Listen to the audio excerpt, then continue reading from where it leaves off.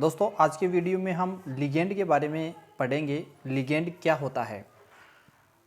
देखिए दोस्तों, पिछले वीडियो में हमने उपसहसयोजी यौगिक या संकुल यौगिकों के बारे में सामान्य जानकारी प्राप्त की थी। आज के वीडियो में हम लिगेंड के बारे में हम अध्ययन करेंगे कि लिगेंड होता क्या है।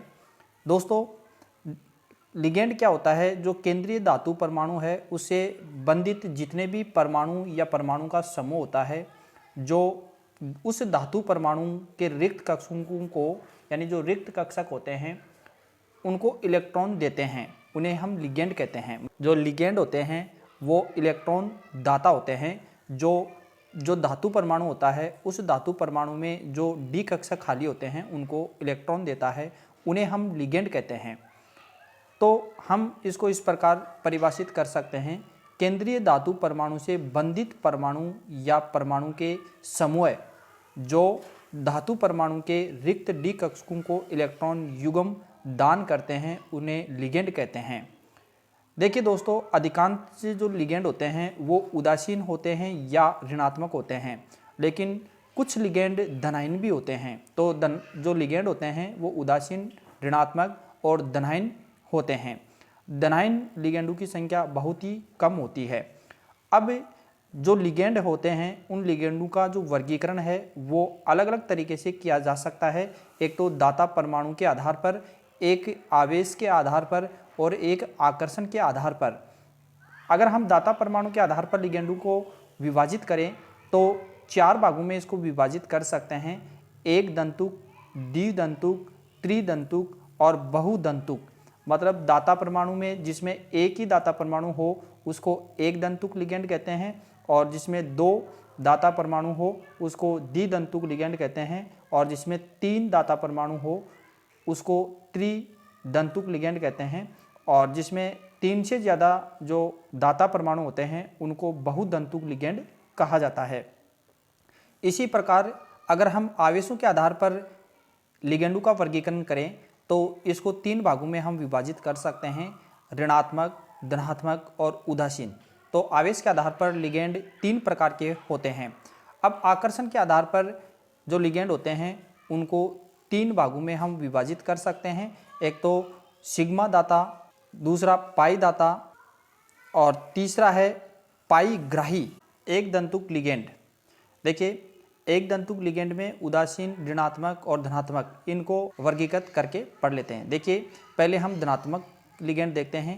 धनात्मक लिगेंडों में एक तो NO+ जिसको नाइट्रोसिल कहा जाता है, और एक NH2 और NH3+, एक ये। मतलब अधिकांश जो धनात्मक जो लिगेंड होते हैं वो यही होते हैं। इसके अलावा कुछ और भी होंगे, लेकिन लगभग धनात्मक लिगेंड यही होते हैं।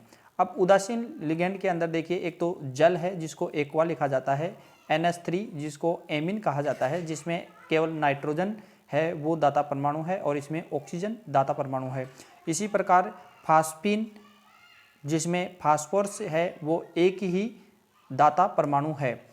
ट्राईमेथिल फास्फीन के अंदर फास्फोरस एक ही दाता परमाणु है। कार्बोनिल, इसके अलावा कार्बोनिल जिसमें कार्बन परमाणु है, एक ही क्या है, दाता परमाणु है।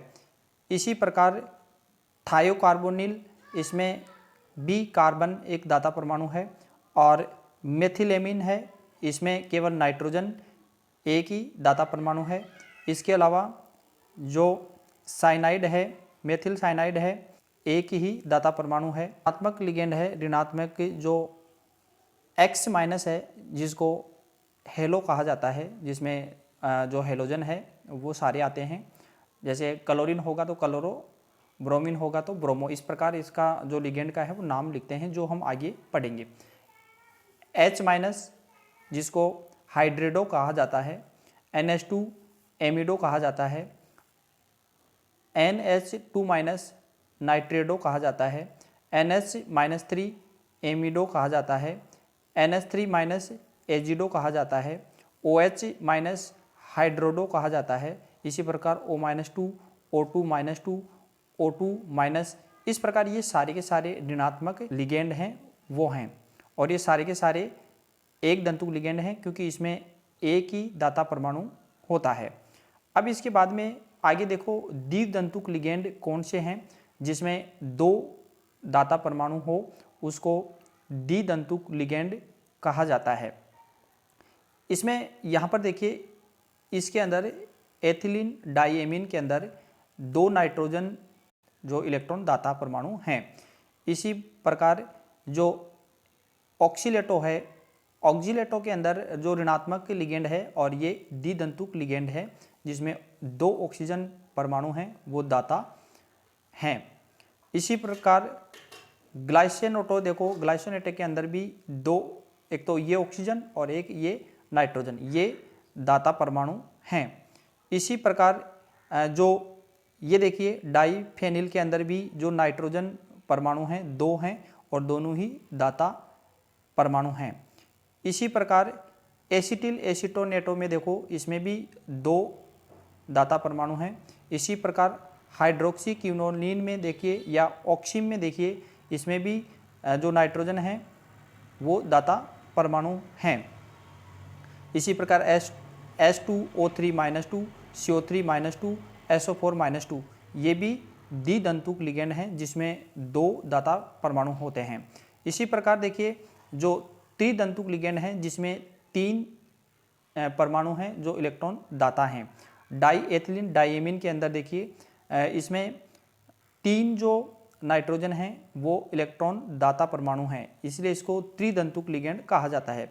इसी प्रकार देखो बहुदंतुक जो लिगेंड हैं, इसमें देखो इथाइल डाइएमीन टेट्रा एसीटेट, इसके अंदर 3 से ज़्यादा दाता परमाणु हैं, जैसे इसमें देखो 4 हैं। 4 ऑक्सीजन जो परमाणु हैं वो इलेक्ट्रॉन दाता हैं, इसलिए इसको बहुदंतुक लिगेंड कहा जाता है। और इसके अलावा देखो नाइट्रोजन और ये नाइट्रोजन ये भी इलेक्ट्रॉन दाता हैं। इस प्रकार इस संरचना के अंदर जो 6 दाता परमाणु हैं, इसलिए इसको बहुदंतुक लिगेंड कहा जाता है। EDTA2- चतुष्दंतुक लिगेंड है। इसमें दाता परमाणु हैं 2 ऑक्सीजन और 2 नाइट्रोजन, तो ये बहुदंतुक लिगेंड है। अब देखिए बहुदंतुक लिगेंड को अगर हम परिभाषित करें तो कैसे कर सकते हैं कि लिगेंडों में दाता परमाणु की संख्या उनकी दंतुकता कहलाती है या बहुदंतुकता कहलाती है। मतलब लिगेंडों के अंदर जो दाता परमाणु हैं उनकी संख्या को ही दंतुकता कहा जाता है, या बहुदंतुक लिगेंडों को किलेटी लिगेंड भी कहा जाता है। जो बहुदंतुक लिगेंड हैं उनको किलेटी लिगेंड भी कहा जाता है। या अगर बात करें कि किलेट क्या होता है, देखिए किलेट वह उपसहसंयोजक प्रजाति जिसमें कम से कम एक किलेटी लिगेंड उपस्थित हो उसको किलेट कहा जाता है। मतलब उपसहसंयोजन प्रजाति के अंदर अगर कम से कम एक किलेटी लिगेंड पाया जाता है तो उसको किलेट कहते हैं। एक किलेट लिगेंड के दाता परमाणु तथा केंद्रीय परमाणु द्वारा निर्मित वलय किलेटी वलय, मतलब जो केंद्रीय परमाणु है वो और जो किलेटी लिगेंड है उनके बीच में एक वलय बनती है और उस वलय को ही हम किलेट वलय कहते हैं। अब इसके बाद में देखिए आगे हम बात करते हैं उभय दंतुक लिगेंड, जिसको दोहरे लिगेंड भी कहा जाता है। ये क्या है, देखिए वे एक दंतुक लिगेंड जो भिन्न भिन्न दाता परमाणु के माध्यम से केंद्रीय परमाणु से बंधित हो सकते हैं, उन्हें उभयदंतुक लिगेंड कहते हैं। कि कुछ लिगेंड ऐसे होते हैं जिनमें 2 या 2 से अधिक जो दाता परमाणु होते हैं। कहने का मतलब एक बार में एक ही लिगेंड दाता का कार्य करेगा और दूसरी कंडीशन में ये दूसरा जो परमाणु है वो भी इलेक्ट्रॉन दाता का कार्य करते हैं। मतलब भिन्न भिन्न दाता परमाणु के माध्यम से केंद्रीय धातु परमाणु से बंधित होते हैं। जैसे ये है CNS। अब इसमें जो S है वो भी इलेक्ट्रॉन दाता है और जो नाइट्रोजन है वो भी इलेक्ट्रॉन दाता है। इसी प्रकार जैसे साइनाइड है CN, इसमें C और N कार्बन और नाइट्रोजन दोनों ही इलेक्ट्रॉन दाता हैं।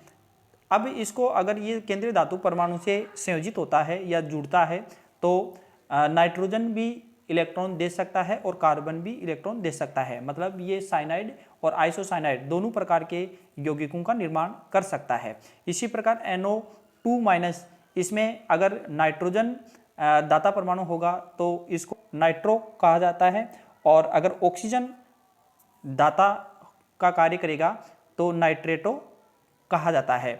दाता परमाणु दो भिन्न भिन्न प्रकार के होते हैं, लेकिन एक बार में केवल एक ही जो परमाणु है वो इलेक्ट्रॉन देता है। अब इसके बाद में देखिए बात करते हैं हम फ्लेक्सिबल लिगेंडों की। फ्लेक्सिबल लिगेंड क्या होते हैं?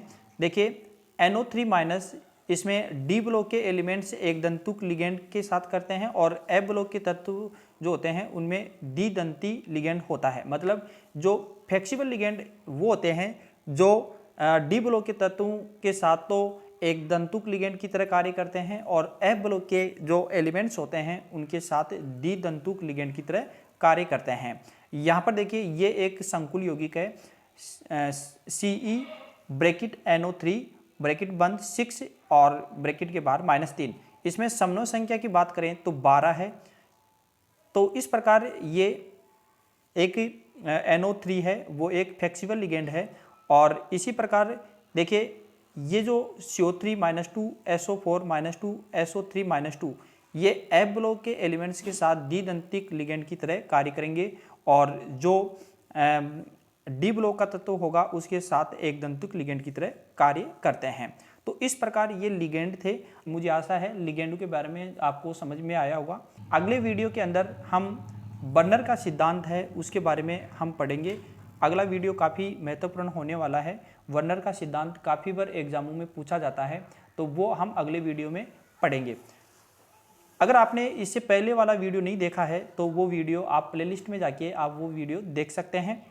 और अगर चैनल को अभी तक सब्सक्राइब नहीं किया है तो प्लीज़ चैनल को सब्सक्राइब कर लें, ताकि आने वाले वीडियो का नोटिफिकेशन आपको सबसे पहले प्राप्त हो। Thank you for watching.